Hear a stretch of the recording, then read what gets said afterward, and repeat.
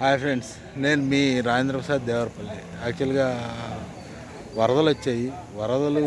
వర్షాలు తగ్గాయి, కాకపోతే వరద ఉధృత మాత్రం ఇంకా తగ్గలేదు.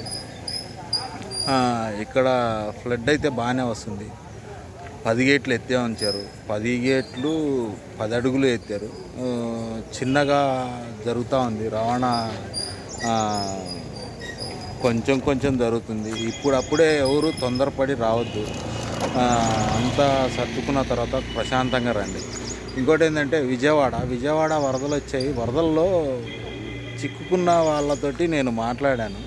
యాక్చువల్గా వాళ్ళు మాట్లాడితే అసలుకి వరదలు అందరికీ తెలుసు, వరదలు వస్తే చాలా ఇబ్బంది పడతారు, అది ఇది అని చెప్పేసి కూడా తెలుసు.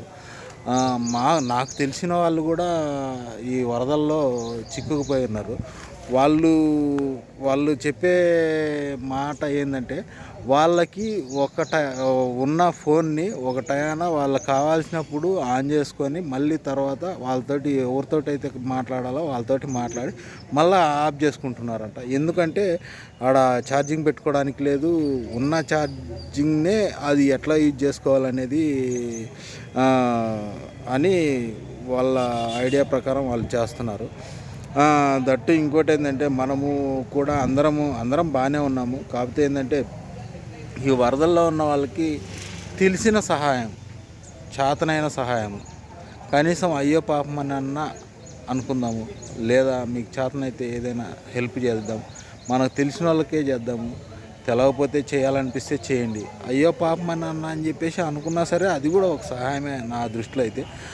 మనిషికి ఒక సహాయం చెయ్యాలి అనే థాట్ వచ్చిందంటేనే వాళ్ళు సహాయం చేసినట్టే నా లెక్కలో. కాకపోతే మనకందరికీ చేతనైద్ది. కొంచెం చేతనైనంత వరకు మనం చేద్దాము. నేను వాళ్ళ పాపతోటి మాట్లాడితే